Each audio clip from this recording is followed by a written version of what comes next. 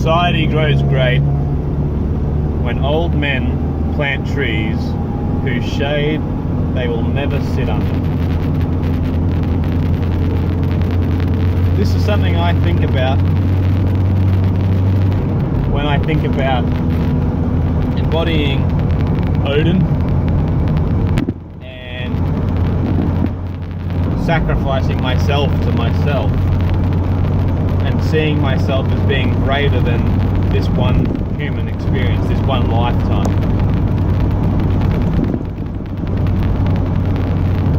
Odin's self-sacrifice can be interpreted many ways,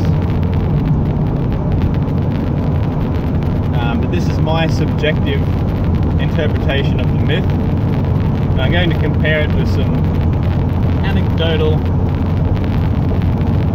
coincidental synchronicities in my life and death experience. Over the years, I've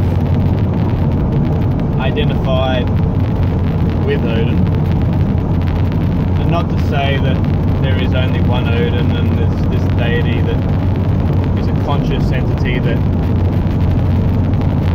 lives in singularity, but more of Odin as an archetypal way to live, the wizard in a sense, and the purest in that. And the truest understanding of the etymology of the word wizard being a wise person. And to aspire to be wise is wise. It's in the name, but a lot of people think they're wise, but they don't seek for wisdom. And people who are comfortable in their lives probably aren't the wisest, and that's because the more you know, the more you realize that the world we live in is extremely deranged and hard. Not all is peachy, and in order to do what we need to do to live truly and to live honestly with ourselves more than anyone else, part of being honest with others is being honest with ourselves. And something I've had to realize over the years is that to get what we want, we might also have to give up what we want as well. And that's very, very vague, I know, but it means we have to sacrifice things for greater things. And I sort of touched on this in my Othala greed and sacrifice video, where I talk about how part of what I wanted for my own life was to be able to live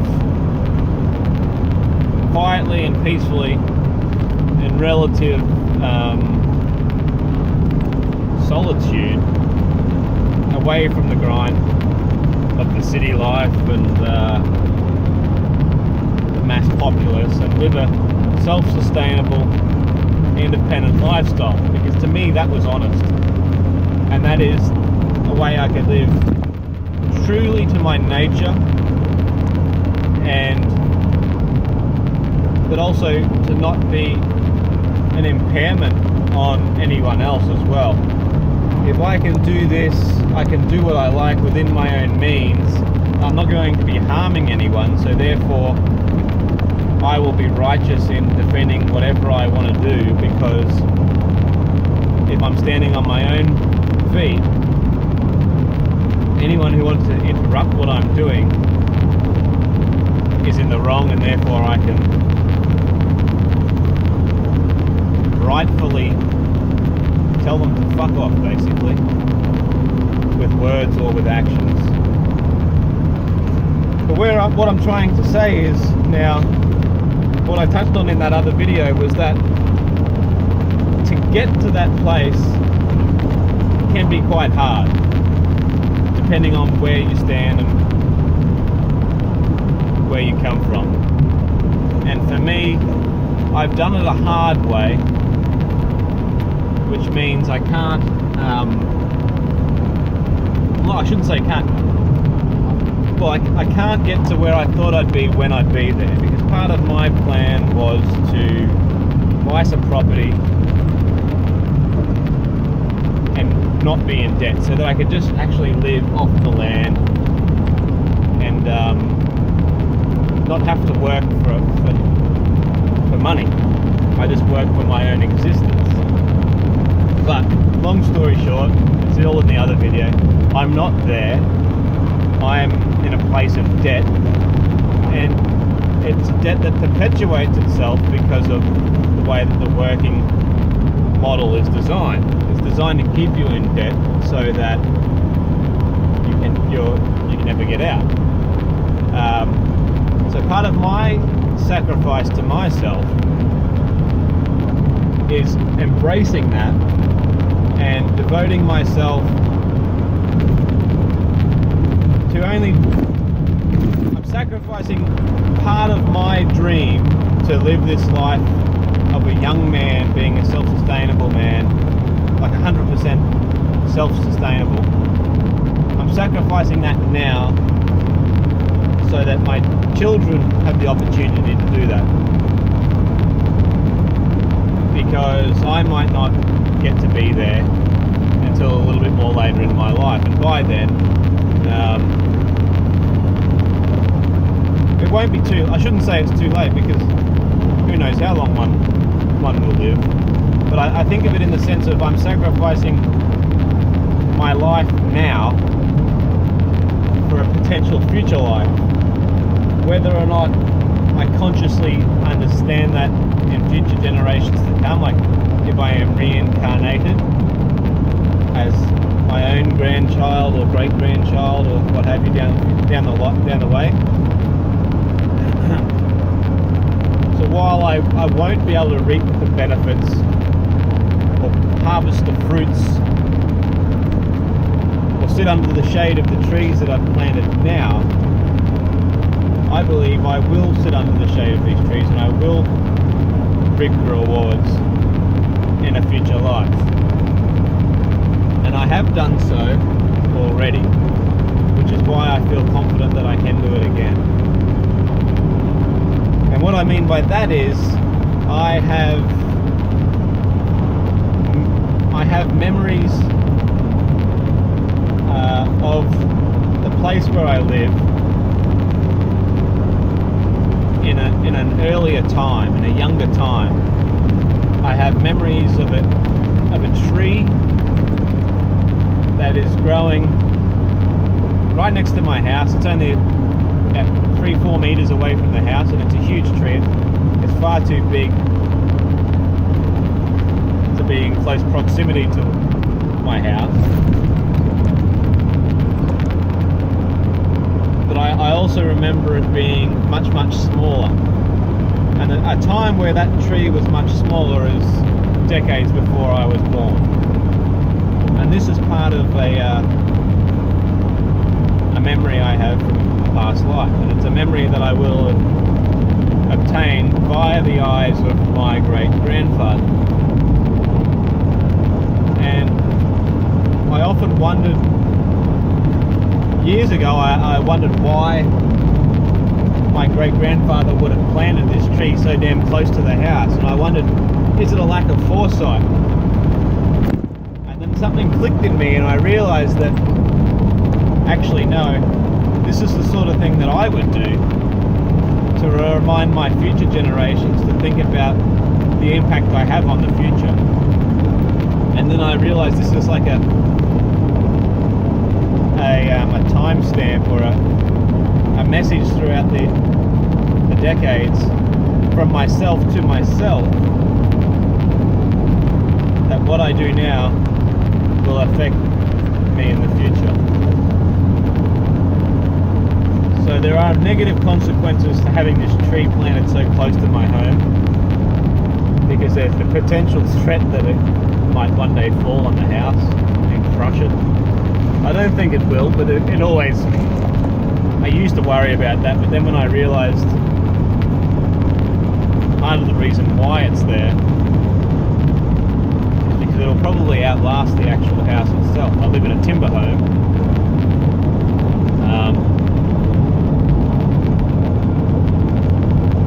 So for realising that a house of 100 years, or it's a bit over 100 years old, seems like a long time for a house to be maintained, and it is. But when you look at time from in a bigger perspective, well, the life of a tree, 100 years is not that long, really. That's quite young. So I imagine the house will either be completely replaced or rebuilt in another location on the property before this tree falls down naturally anyway. It's not going to tip over anytime soon. It does drop a lot of litter on the house, but it's also an abundance of food and timber. I use the branches of this bunya tree, which is an ancient species of tree. It used to be all over the world.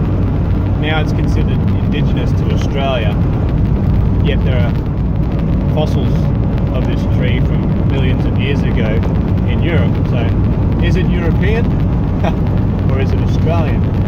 I don't know. Depends on how far back you want to go.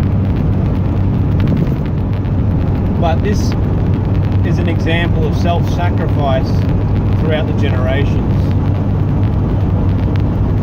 And my grandfather told me years ago, before I realised the importance of this tree and why it's there, and I was contemplating cutting it down because I was worried about it falling on the house,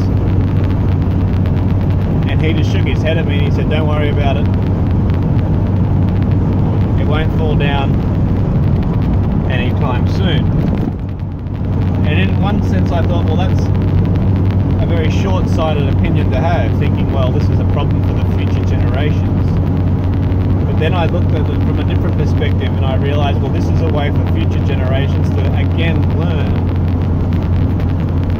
that things that happen in the past have an impact on the future. And the things we do now make waves that can last forever.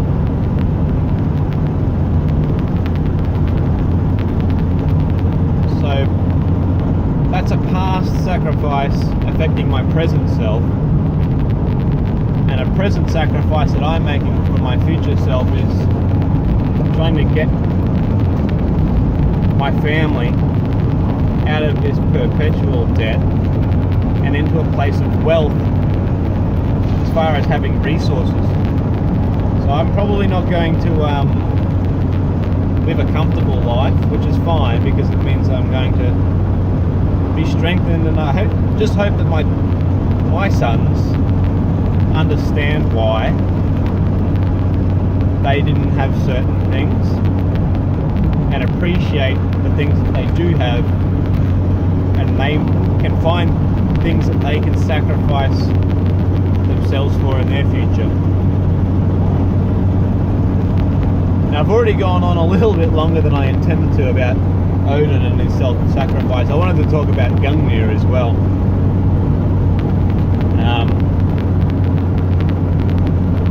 And Gungnir, to me, is a symbol that's obviously very relevant to Odin, but especially in the sense of reincarnation, which I've sort of just been talking about.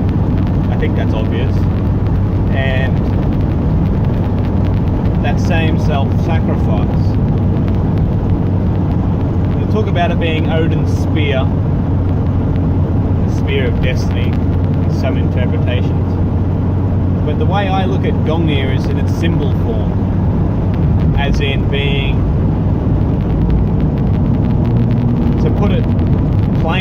if no one knows what Gungnir is and they don't understand much about runes, Gungnir is like a diamond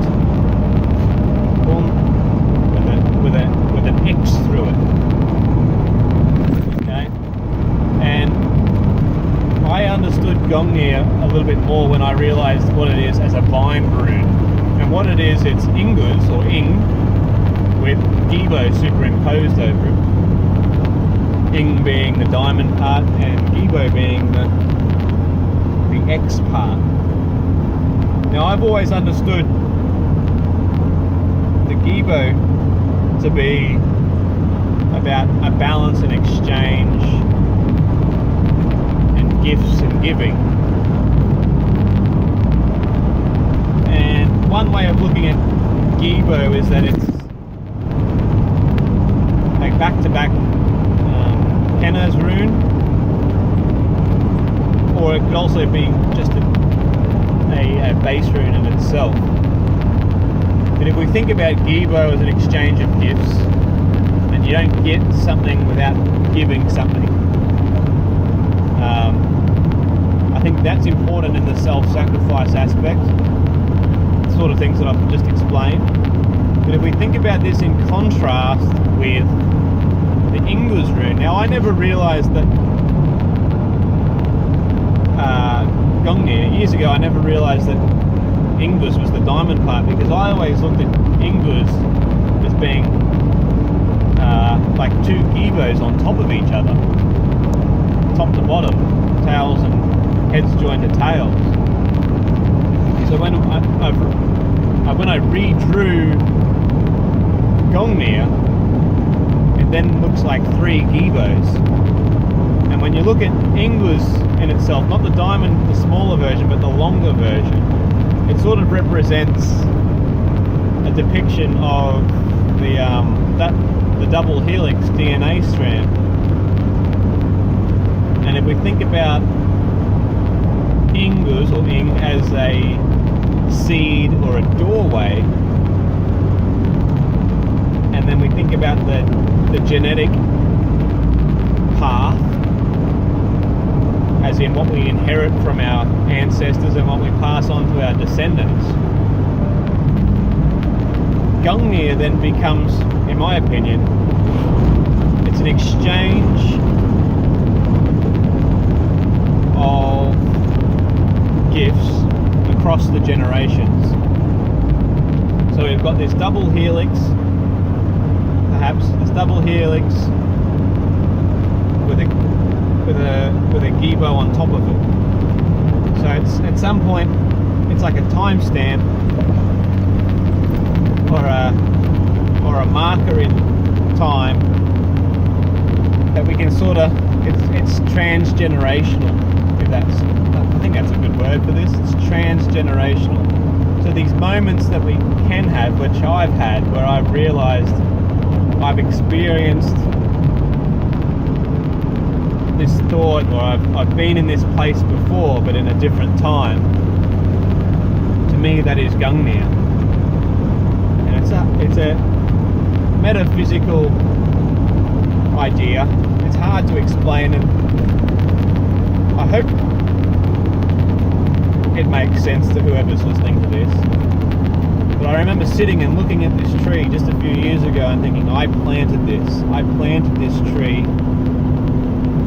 with meaning and intent, and now I am appreciating it for the reasons that I planted it.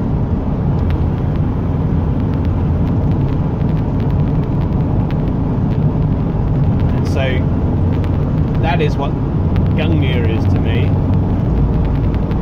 Gungnir is a symbol of a transgenerational exchange of information from oneself to oneself. It's an Odin spear that he pierces himself with.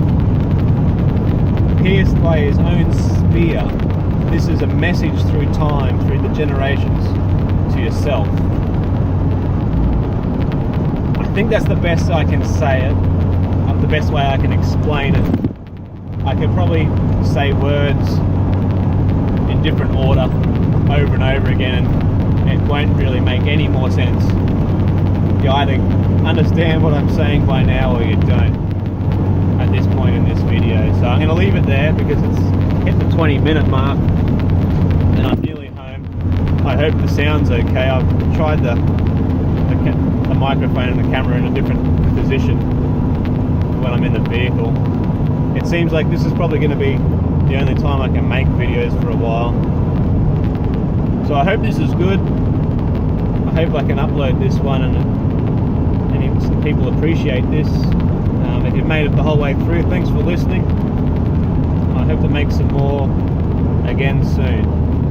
I'll leave it there.